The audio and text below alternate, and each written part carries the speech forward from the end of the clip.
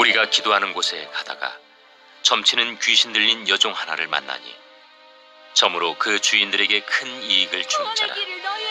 그가 바울과 우리를 따라와 소리질러 이르되, 이 사람들은 지극히 높은 하나님의 종으로서 구원의 길을 너희에게 전하는 자라.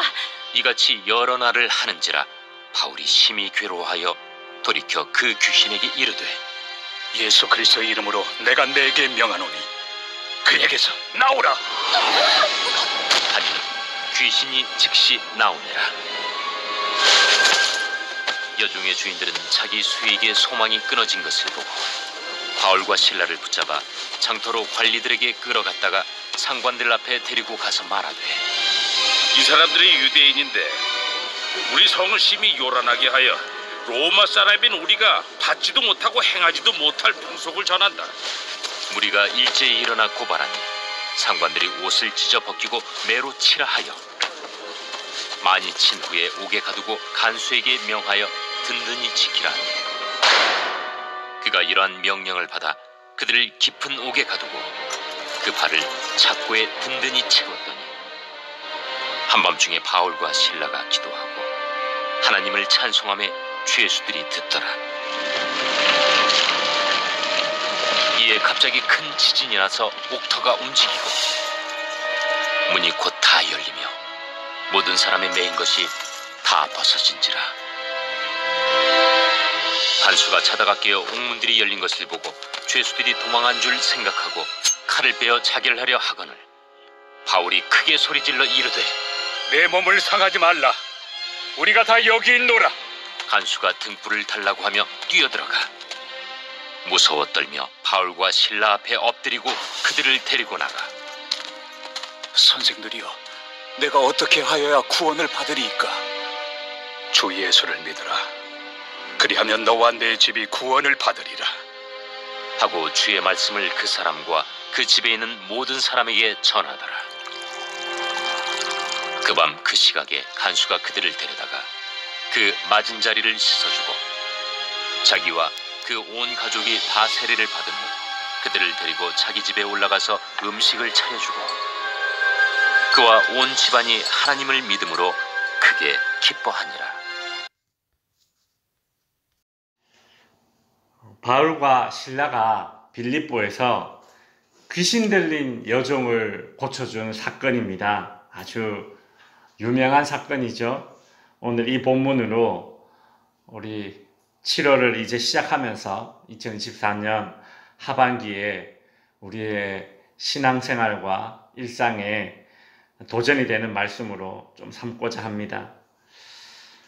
바울과 실라는 귀신 들린 여종을 고쳐주었습니다. 분명히 선한 일입니다. 그런데 그 이유로 인해서 모욕과 고통을 당하게 됩니다. 오늘 본문 22절에 보니까 사람들이 바울과 실라의 옷을 찢어서 벗겼다라고 되어 있죠. 23절에는 많이 친 후에 옥에 가두었다라고 되어 있습니다. 바울과 실라는 옥에 갇혀진 채 또 발에는 착고가 채워졌습니다.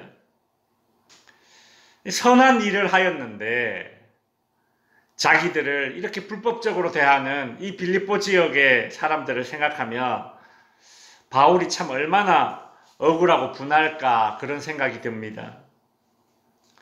선한 일을 하다가 이런 어려움을 당하면 낙심이 되죠. 내가 왜 이 일을 했을까? 더구나 그 일이 하나님의 일이라면 또 하나님이 원망스럽기도 할 겁니다. 그런데 오늘 본문 25절에 보면 그 밤중에 바울과 실라는 기도하고 하나님을 찬송했다고 합니다. 고통도 멸시도 억울함도 다 이기고 기도하고 찬송했다는 것이죠. 그런데 바울과 실라가 하는 그 찬송 소리를 죄수들이 들었다라고 합니다. 들었다. 죄수들이 듣더라. 영어로 listening인데 이것이 주의 집중해서 들었다라는 것입니다. 그러니까 최악의 상황에 바울과 실라가 놓여졌는데 그 최악의 상황에 있는 또 다른 사람들, 감옥에 있는 사람들이 바울과 실라가 하는 찬양을 들었다라는 것이죠. 이렇게 이제 복음이 전해지는 것입니다. 우리는 억울한 일을 당해도 믿음을 잃지 않아야 합니다. 억울하게 당하는 고난은 벌이 아니라 세상이 그만큼 완악하다는 것을 드러내는 것이죠. 억울하면 억울한 만큼 기도하고 찬양하는 것입니다.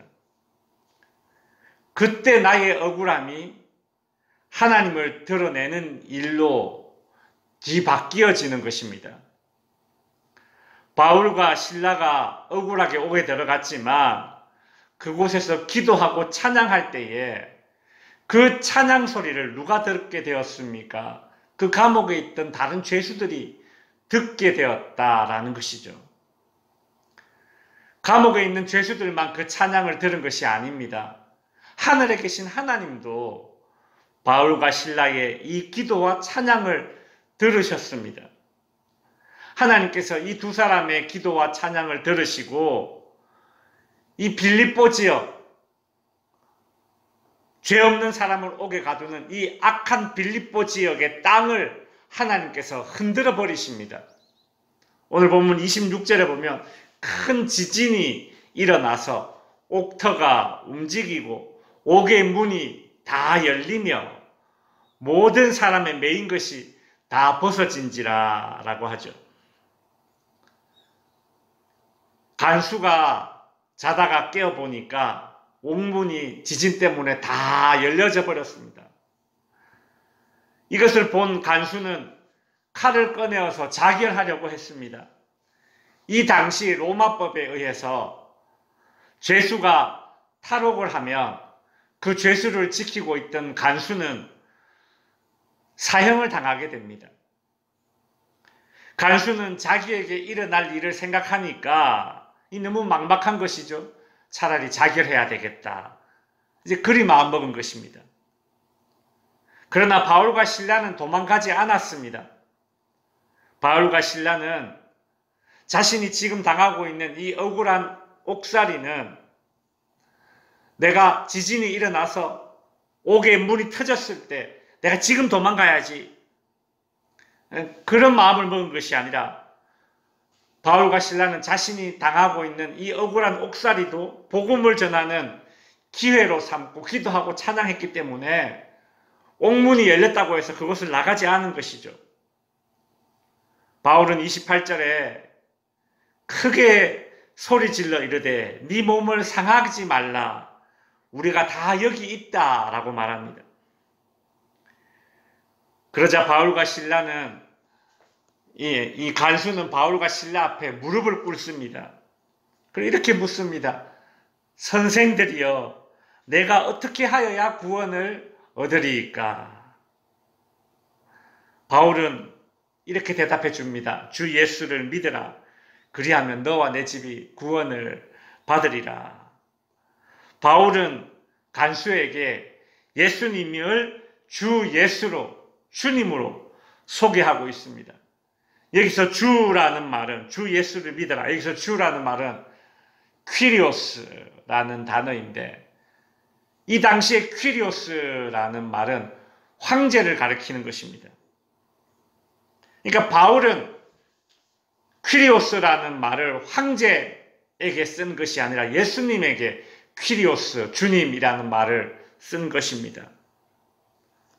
이것이 의미하는 바는 무엇입니까?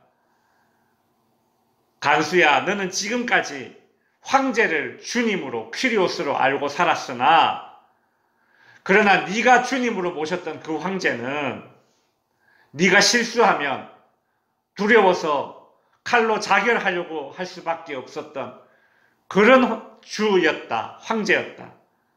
그러나 내가 너에게 새로운 퀴리오스, 주님을 소개한다. 그분은 예수다. 그분은 너에게 구원을 주실 것이다. 황제의 권력과 그 두려움에 짓눌려서 자결을 선택하려 했던 이 간수는 이제 새로운 주님, 새로운 퀴리오스를 알게 됩니다. 누굽니까? 예수 그리스도 되십니다. 주인을 이제 바꾸게 되는 것이죠. 더 이상 세상의 황제가 주인이 아니라 예수님을 주인으로 받아들이게 되는 것입니다.